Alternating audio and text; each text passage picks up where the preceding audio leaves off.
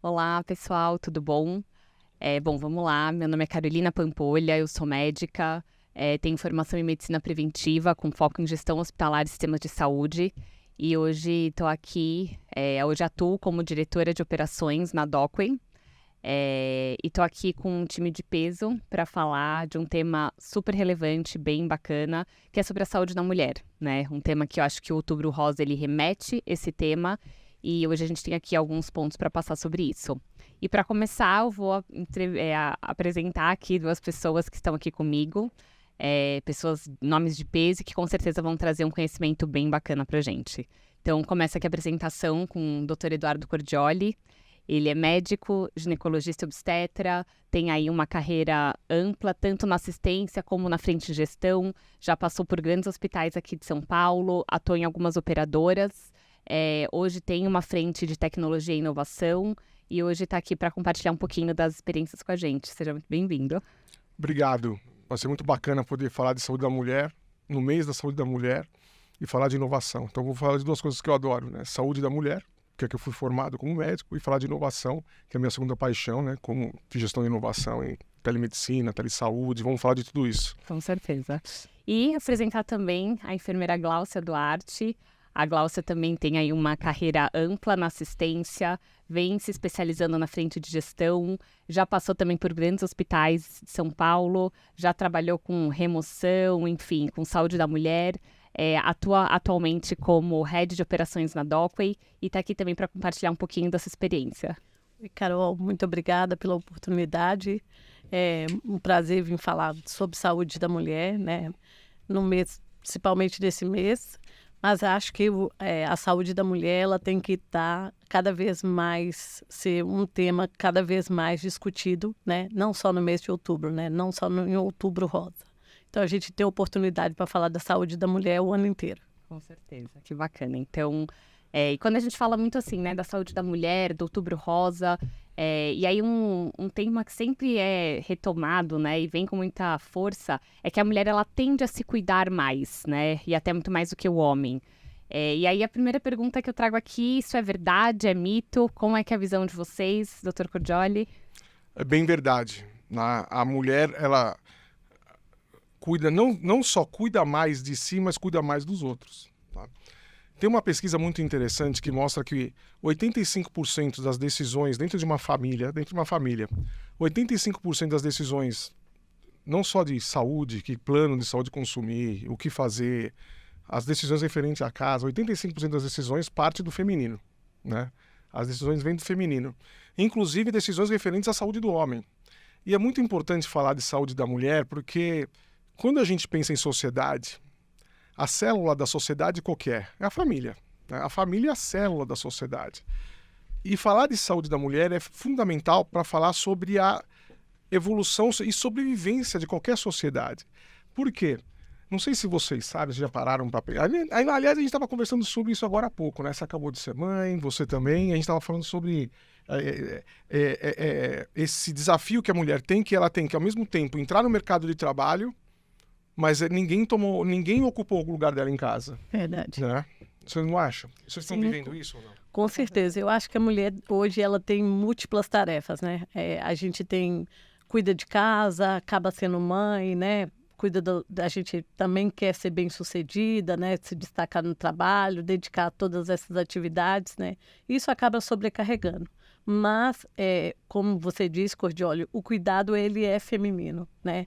Então, quando a gente pensa em cuidado, pensa nesse desempenho, pensa quem vai parar todas essas atividades, isso é mulher, né? Tem um estudo que fala que, se a gente fizer um comparativo entre homens e mulheres, 11 vezes mais a mulher abdica do trabalho para cuidar do lar, né? E cuidar da família.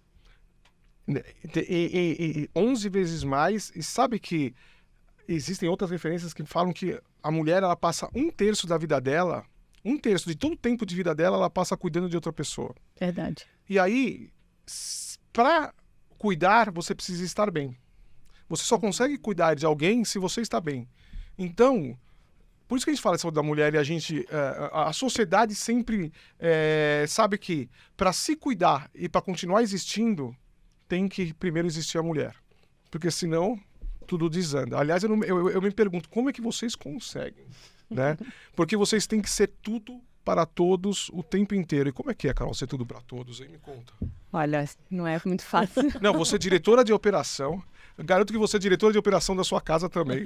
É ou não é? Com certeza, não, com certeza. Eu acho que a mulher, ela acaba acumulando muitas funções, né? E ao mesmo tempo, eu vejo que grande parte das mulheres, a gente acaba sendo muito exigente com tudo que a gente faz. Então, e é muito engraçado que toda nova etapa que você vivencia parece que é um novo desafio. Então, sei lá, né? Quando eu fiz a faculdade de medicina, era um desafio e eu me cobrava para ser o melhor possível. Aí você entra no mercado de trabalho, você se cobra para você ser o melhor possível. Aí você vai passar na residência, você quer ser o melhor possível.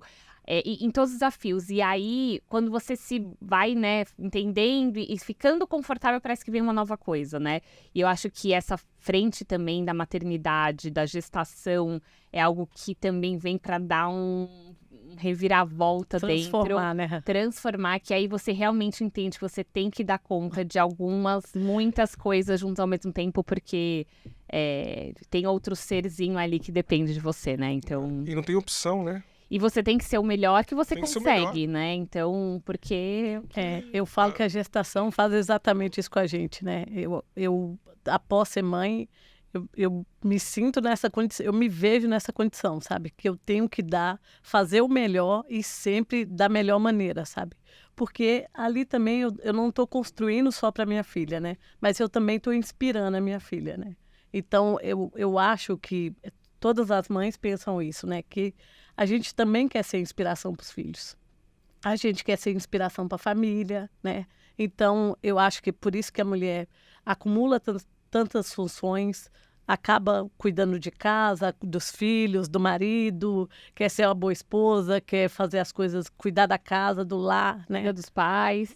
Exato, é tudo junto. Cuida, não para de cuidar, é incrível. E sabe que eu estava... ontem mesmo, lá no consultório, aconteceu um fato muito engraçado. Normalmente, consultório de obstetra, né? As pacientes, elas guardam as dúvidas que elas vão acumulando para uma consulta. Elas fazem uma lista de dúvidas e começam a ter umas dúvidas e começa a ler. Aí ela começou a ler, essa aqui é a lista de dúvidas do meu marido, que depois eu vou na consulta dele. Agora a minha lista. Eu falei, mas você que fez a lista dele? É claro, não pergunta nada, eu faço as perguntas para ele. Claro. Não é assim? Não é assim. É assim mesmo. Essa vida não... E nós estamos, né? A Docway é uma empresa que leva saúde para você onde você estiver. Acho que a missão da Docway é essa. Uhum. Que, por acaso, um dos jeitos de levar saúde é telemedicina. Sim. Você sabe que ontem a minha esposa tá viajando, a gente estava conversando agora há pouco que eu tô de papai sitter esses dias aí, né? Que minha esposa tá viajando e minha filha tá eu e minha filha em casa. Uhum.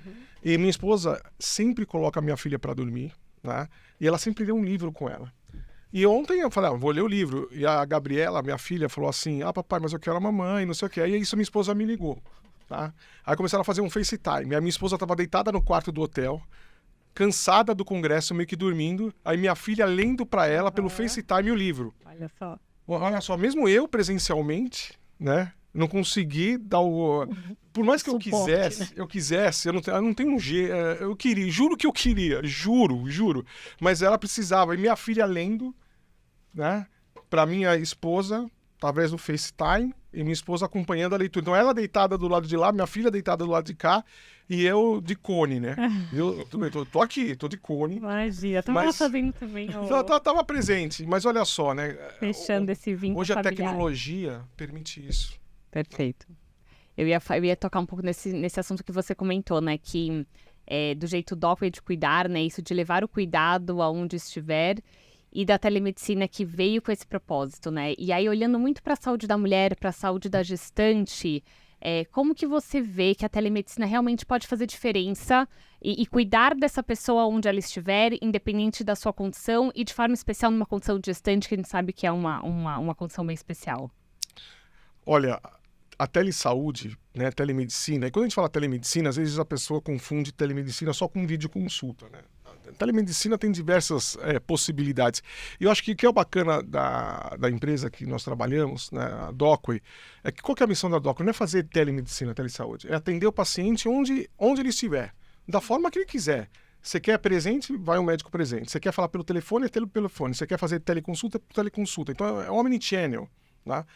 Mas ser omnichannel, e aí a telesaúde está nesse canal omnichannel, e claro, sem dúvida nenhuma, a videoconsulta é o método mais usado, né? Sim. Porque nós humanos, quando nós nos comunicamos, 20% da mensagem que a gente transmite, né, ela é falada, é verbal. Sim. 70%, 80% é imagem. Visual, né? Visual. Então, ver a pessoa é muito importante. A telesaúde é uma ferramenta, né? A telemedicina, as tecnologias de comunicação, como a gente está usando aqui, a gente está se comunicando, vocês estão acompanhando o nosso bate-papo aqui, usando tecnologia de comunicação. E usar tecnologia de comunicação para acompanhar a paciente é muito importante. Veja, como é que é a estrutura clássica do pré-natal? Você vai no médico um mês, aí você pede os exames, aí volta depois de um mês. Aí depois você passa mais um mês. E, olha que interessante, e se você, tudo bem, você tem as consultas físicas, mas se você puder ter um acompanhamento longitudinal o tempo inteiro, toda vez que você detectar alguma alteração em saúde, você puder chegar ao médico imediatamente, ou se você já tem uma condição de saúde, por exemplo, uma diabetes, e você puder comunicar para o médico, para a enfermeira, Sim. tem que destacar, a gente fala telemedicina, mas isso é injusto, né? Telesaúde, porque é médico, enfermeiro, fisioterapeuta, seja quem for, trabalhando para dar certo, né? Aí você compartilha, por exemplo, uma cuidadora de diabetes, você tem uma diabetes gestacional. Você compartilha com ela as suas glicemias. Você pode imediatamente fazer uma ação. Você não precisa esperar a consulta. E tudo em medicina, você sabe, né, Carol? Quanto mais cedo a gente agir... Então, é tudo isso. E tem um fator da telesaúde que é muito interessante. Vocês sabem como foi eleita a melhor sala de espera do mundo? O sofá da sua casa.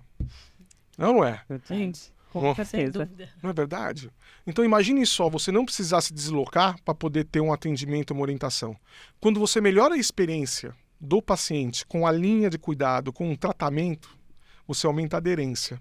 E quando você aumenta a aderência, você melhora o desfecho em saúde. Melhores resultados. Então, é uma experiência ganhadora em saúde e telesaúde para gestantes. Que bacana. E, Glau, eu ia perguntar para você, como mulher, como enfermeira, como ex-gestante, né? O que você enxerga aí das vantagens de você ter um serviço de telemedicina, um suporte 24 horas? O que você vê isso como mulher mesmo? Quais são os pontos que podem ajudar durante o período de gestação? Então, primeira coisa, Carol, que assim, como o Cordioli disse, a consulta de pré-natal é a cada um mês, né? Então, você tem uma consulta a cada 28, a cada 30 dias, mais ou menos, né? Então, nesse período, a gente pode acontecer inúmeras coisas, né? Principalmente, imagina assim, uma primeira gestação, você tem medo, você tem insegurança, você tem um caminhão de dúvidas, né? A gente nunca sabe, você tem dúvida se mudou a coloração da urina, você tem dúvidas se você sentiu dor abdominal, chega um exame novo, você tem dúvida qual é esse resultado. E aí o serviço de telemedicina tá para dar esse suporte, né? Você consegue entrar em contato com o enfermeiro, você consegue conversar com o médico, você consegue tirar dúvidas sobre o exame, você consegue dar um suporte de saúde, você consegue, primeiro, tranquilizar essa gestante dentro do serviço. Muito legal, que bacana, né? A gente vem aí realmente...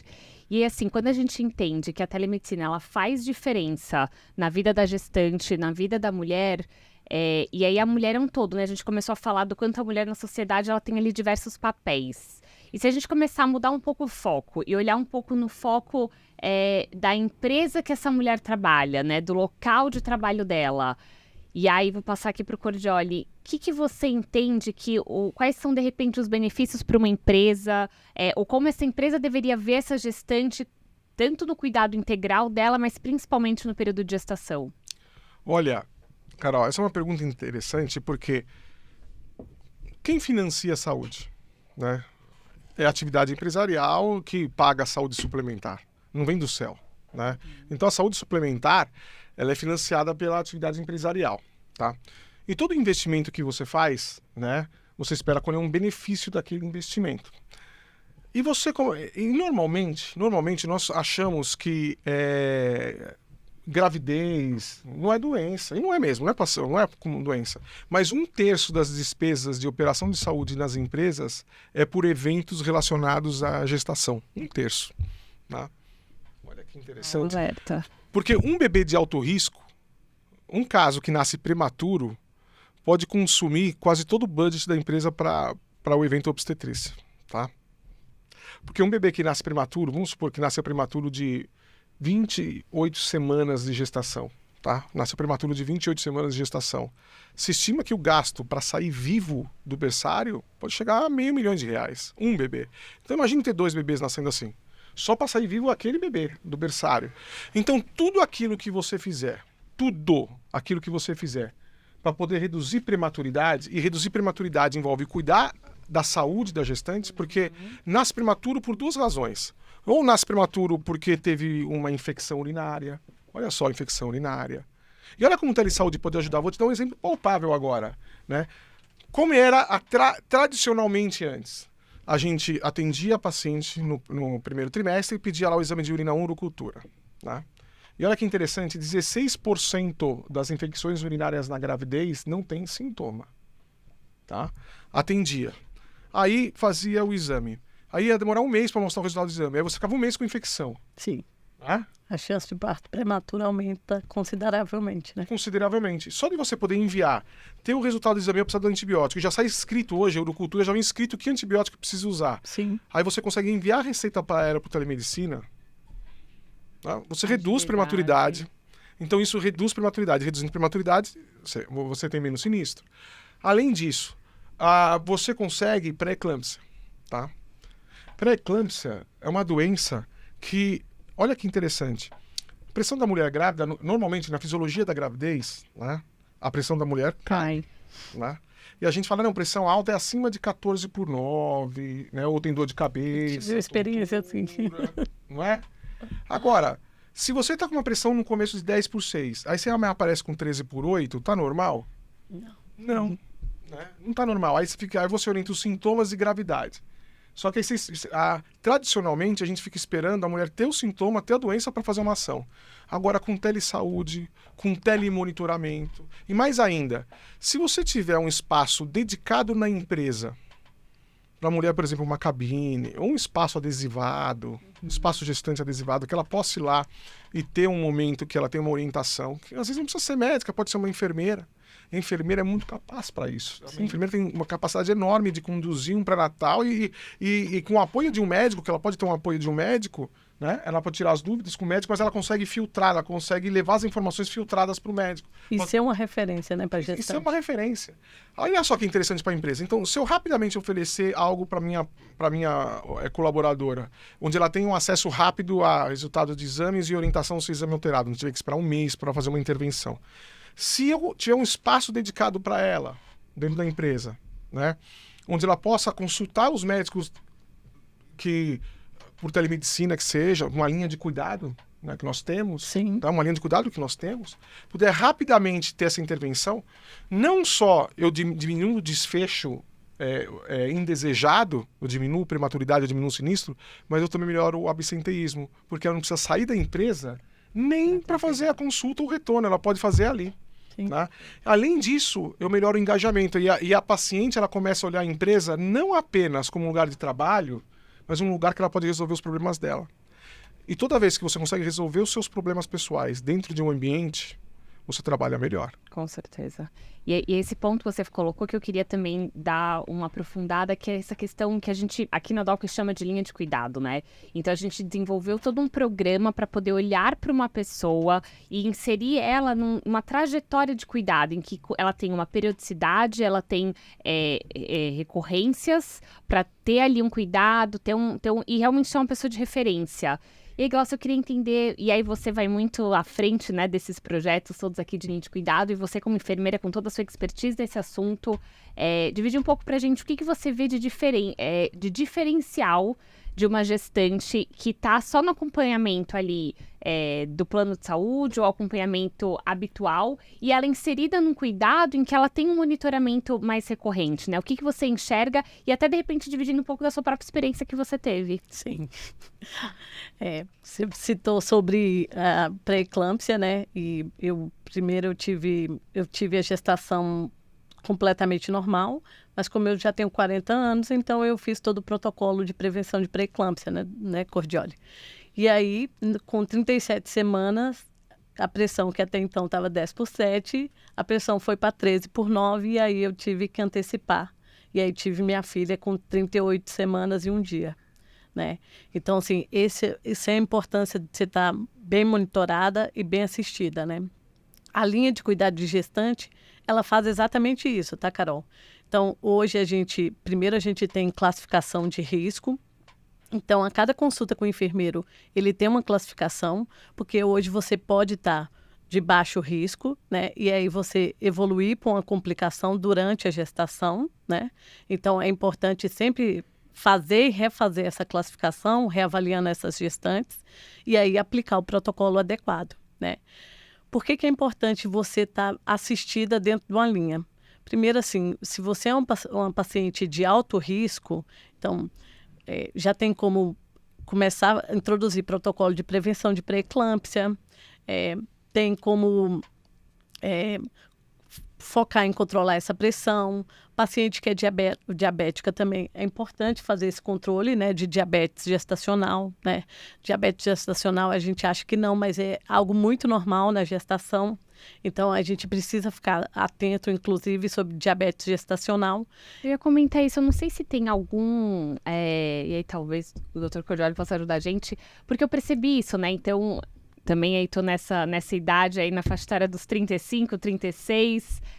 tô com algumas amigas, inclusive médicas, né, que também são ígidas, né, e que enfrentaram na gestação, tem grandes casos que vem aparecendo muito, casos de diabetes gestacional. Não sei se tem relação com a alimentação, com o estilo de vida, e eu acho que isso também vai muito nessa linha de as gestantes dentro da sua rotina do trabalho, relacionado com o estilo de vida, isso tem alguma relação?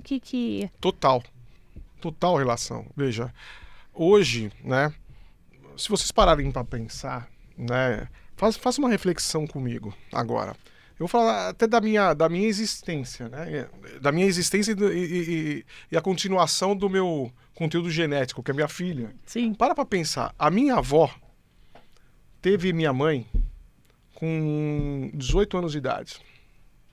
A minha mãe me teve com 25. A minha esposa teve a minha filha com 38. Tá? Hoje, na maternidade que eu trabalho, a idade do primeiro filho da mulher é 36 anos. E é claro, e é natural, conforme a gente vai ficando mais experiente na vida, mais doenças vão podendo aparecer. Você sabia que 1/3 das mulheres, quando engravida, tem alguma condição crônica de saúde? Muitas delas não sabem. E só 8% faz uma avaliação pré-concepcional. Só 8% faz uma avaliação pré-concepcional para engravidar mais saudável. Só 8%. 92% engravida doente, na raça. E aí a gente vai vamos. E aí a gente vai corrigir. Por isso que faz pré-natal. O obstetra tem que corrigir antes do nascimento. Sim. Agora, Glaucia, eu vou te contar. Dado, esse você não sabe porque acabei de voltar do Congresso da Federação Internacional de Ginecologia e Obstetrícia, acabei de chegar. Dado quente. E é uma mudança de paradigma, porque o obstetra, né, qual que é a cabeça do obstetra? Da mulher grávida também, né? Nossa, sociedade. Nasceu, bebê no colo, placenta no balde, tchau, obrigado, cada um cuida da sua vida.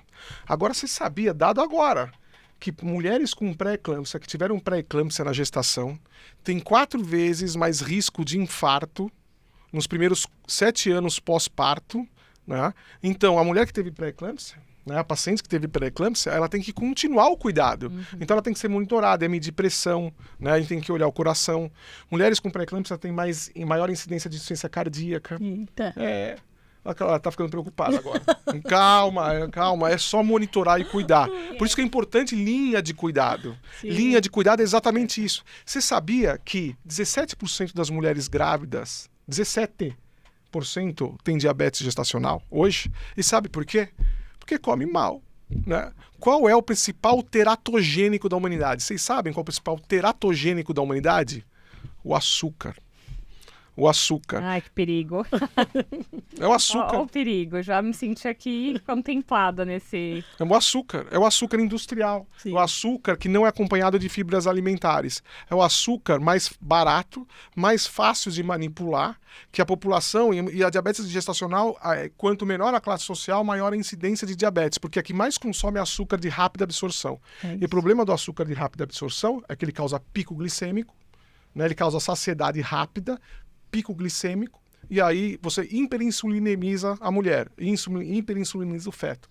E os fetos que nascem com diabetes gestacional, você faz uma coisa que se chama programação fetal, epigenética. Esses fetos têm mais doença no futuro de terem hipertensão, diabetes, doenças metabólicas. Obesidade, Então, né?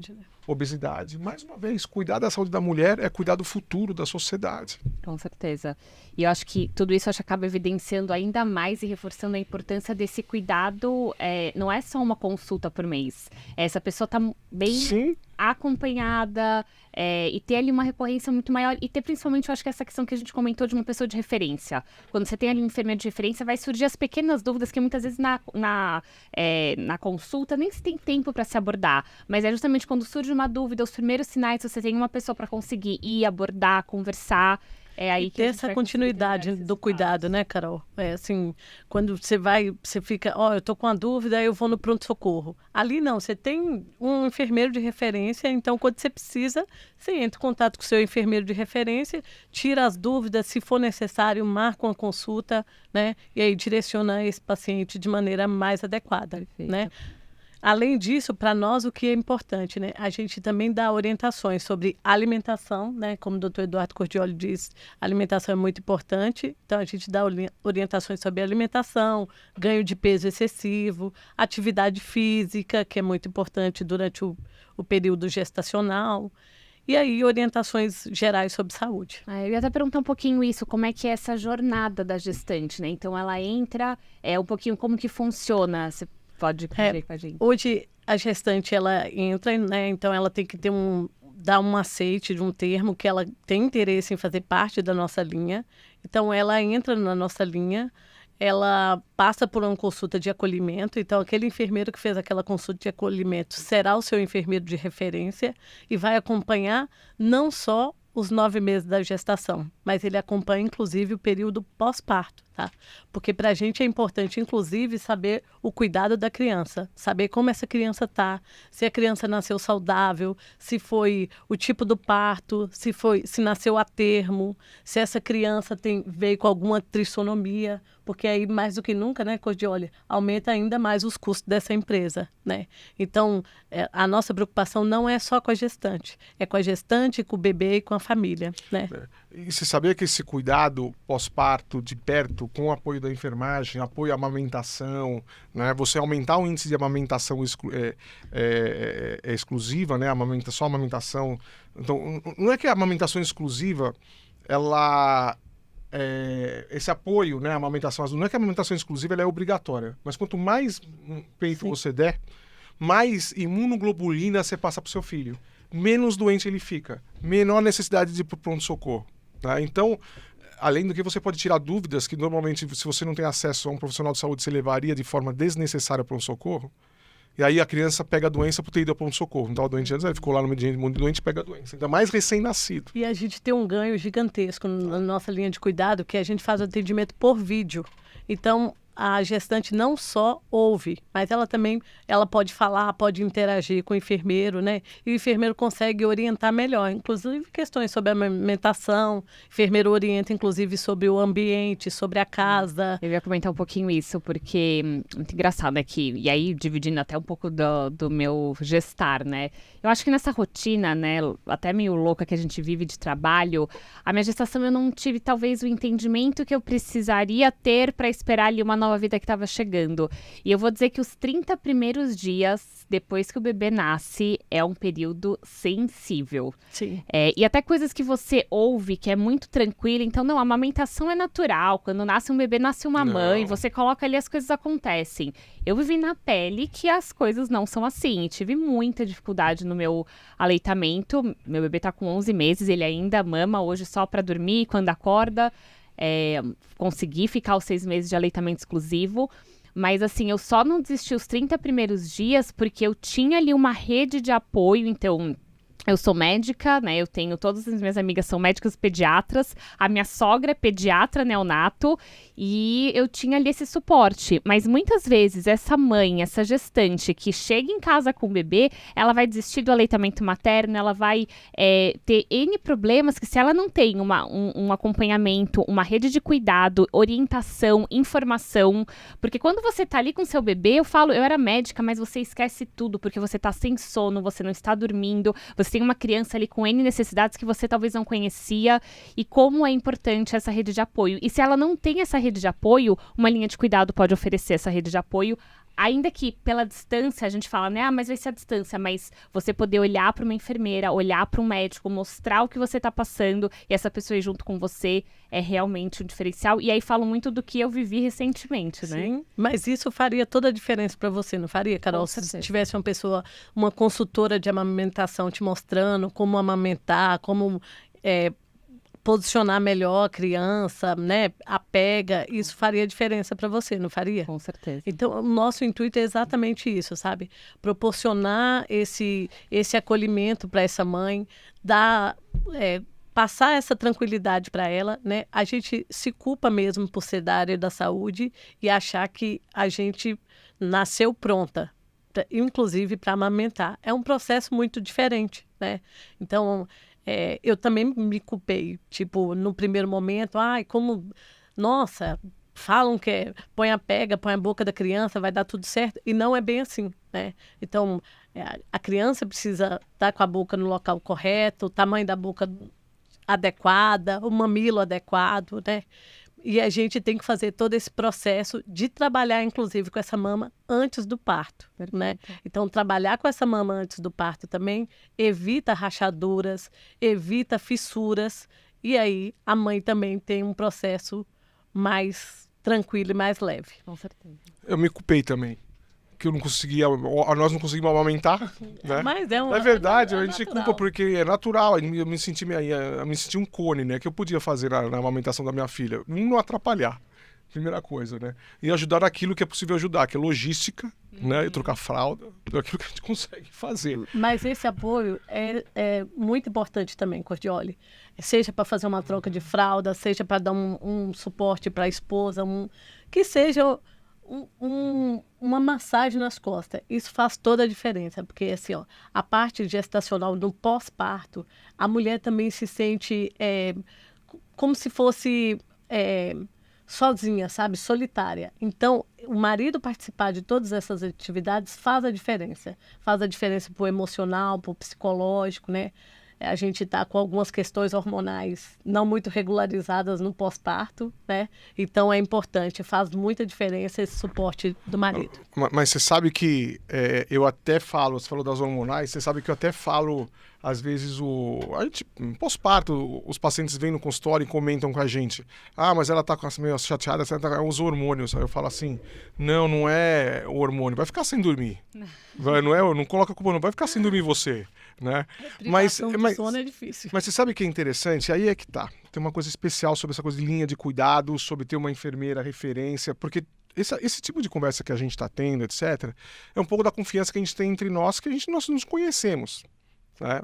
Não é uma confiança que você estabelece numa consulta sem conhecer a pessoa.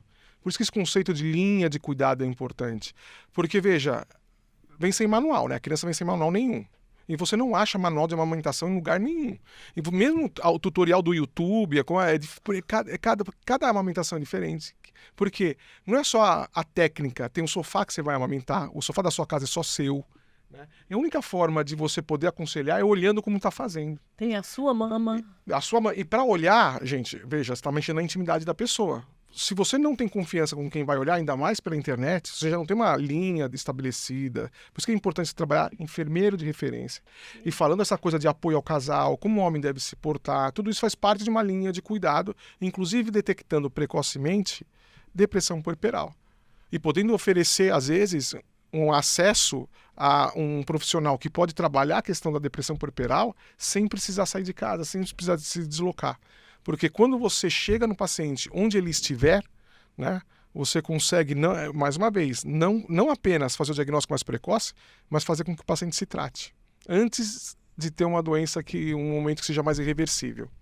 Hoje a gente, na Docway, tem, né, uma linha de cuidado com uma empresa específica, e aí a gente já observou que a gente conseguiu atingir 75% de adesão desse grupo que foi direcionado para a gente, né? E aí eu acho que com essa adesão a gente já consegue até ver o quanto a própria gestante, a mulher que está ali no trabalho, consegue também reconhecer o valor dessa linha de cuidado, né? Pela própria porcentagem de adesão. E aí, né, para os dois aqui um pouco. Acho que Cordiale tentando mostrar para a gente também a importância dessa adesão do cuidado da saúde integral da mulher e o quanto a empresa ela consegue, de fato, mais uma vez, ganhar benefícios com esse cuidado.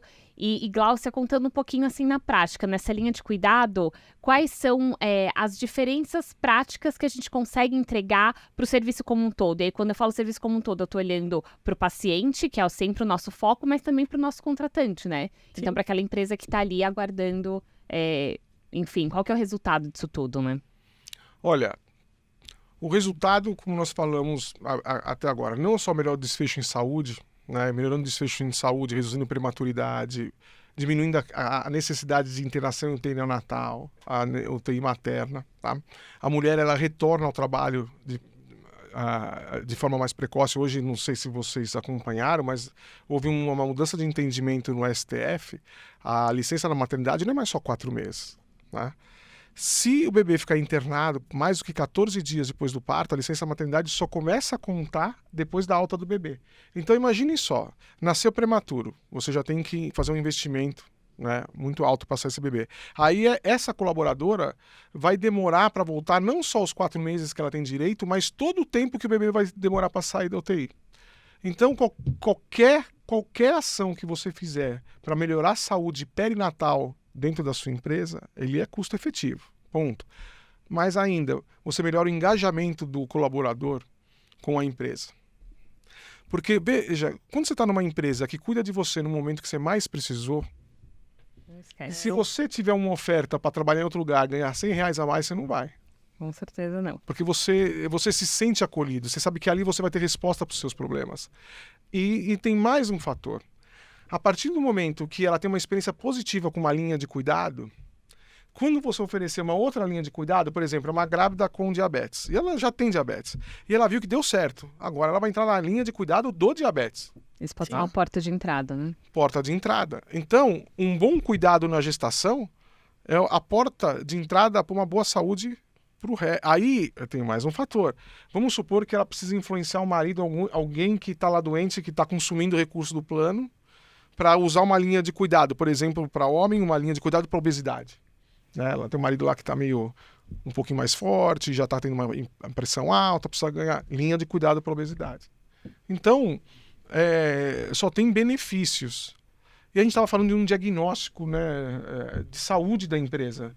A partir do momento que você faz uma triagem gestacional, você sabe quantos por cento tem diabetes, quantos por cento tem hipertensão. Aí você consegue planejar a saúde populacional, campanhas educativas para toda a população, rever, às vezes, a quantidade de sal que está tendo no refeitório da empresa. Né?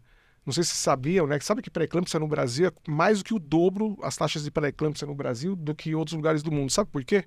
A gente come muito sal. A média que o brasileiro come de sal é 8 gramas de sal por dia.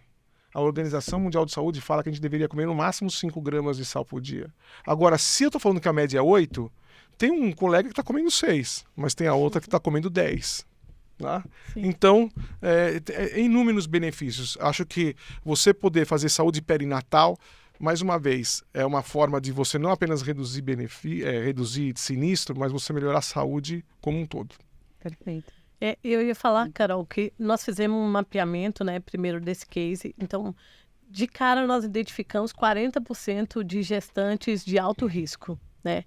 Quando a gente pensa em 40% de gestantes de alto risco, se a gente pensar nessas gestantes descompensadas, a gente já tem um custo abusivo aí, né, do sistema de saúde. Além disso, afastamento, né?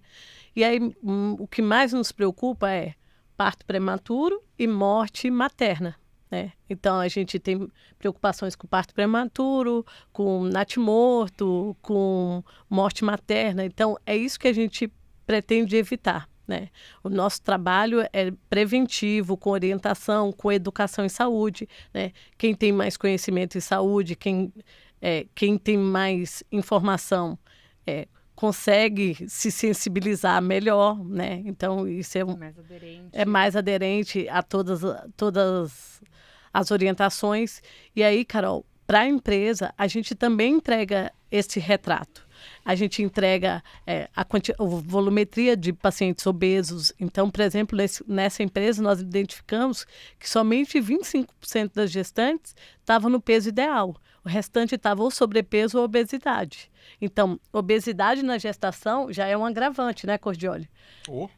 Então, nós identificamos obesidade, identificamos diabetes gestacional, identificamos um grupo muito grande de hipertensas. E essas gestantes, elas trabalham numa empresa do ramo alimentício, né? Ficam de pé grande parte da jornada de trabalho, que é isso, tem ainda maior propensão a ter parto prematuro, né? E ter afastamentos. E afastamento por causa ortopédica. Exato, na gestação, né? Por causa ortopédica. Você começa com CID-O, né? Aí depois vai para o CID da ortopedia, aí depois tem o CID-F, que é o CID da psiquiatria, né? Então, você poder fazer intervenção é muito importante. Agora eu vou dar um número palpável, ou um número desafiador. Você falou 40% alto risco. Quando a gente... Para você detectar, falar, você tem a gestação de alto risco, existe um manual, não é da sua cabeça. Existe Eu ia comentar isso, você tem uma experiência com alto risco, né? O que eu mais faço na vida é gestação de alto risco. Aliás, é a única coisa que eu faço como médico... Eu só faço obstetrícia de alto risco. A única coisa que é obstetrícia de alto risco, né? Você sabe qual é a taxa estimada de internação em UTI neonatal quando você detecta assim, Carol, putz, tô vendo aqui, você é uma gestação de alto risco. Sabe o que isso significa? Que você tem 35 a 45% de chances de ter seu bebê internado em UTI neonatal. 35 a 45%. Muito alto. Muito alto. Então, se eu conseguir conduzir o risco, e hoje os bons programas de atenção à gestação de alto risco, os melhores, né? Eles trabalham com 25% de internação em UTI neonatal. Por isso que eu falo, a melhor forma de a gente reduzir custo em saúde perinatal, você sabe qual que é? O pessoal fala assim, não, vamos fazer rastreamento de prematuridade, vamos dar S para quem tem risco de ter pré-eclâmpsia. Melhor coisa é fazer consulta pré-concepcional. Por quê? Lembra que eu falei lá no começo? 1/3 das mulheres engravidam hoje com uma condição crônica de saúde. Só 8% planeja. Ter uma avaliação pré-concepcional hoje é considerada pela Organização Mundial de Saúde a medida mais efetiva para reduzir prematuridade e morte materna no mundo. Você engravidar saudável. Ou, se você tem alguma doença, você engravidar menos doente. Tratar, pelo menos, né? E esse é um tipo de avaliação que você pode sim fazer à distância, pode fazer online, você pode fazer um check-up, você pode sim ter acesso a uma orientação pré-concepcional e você, dentro de uma linha de cuidado, você tem um diagnóstico dentro da empresa de quantas pessoas estão obesas, quantas pessoas estão diabéticas e fazer planos para vamos engravidar mais saudável, né? Sim. Certeza. Bom, a gente está chegando aqui já no finalzinho, né, desse nosso bate-papo. Eu acho que fica aqui muito assim, essa importância que a gente dá para o cuidado da saúde da mulher. Então, a gente vem muito, né, acaba remetendo ao Outubro Rosa. A gente para um pouquinho para olhar isso, mas não tem que ser só no Outubro Rosa, muito pelo contrário.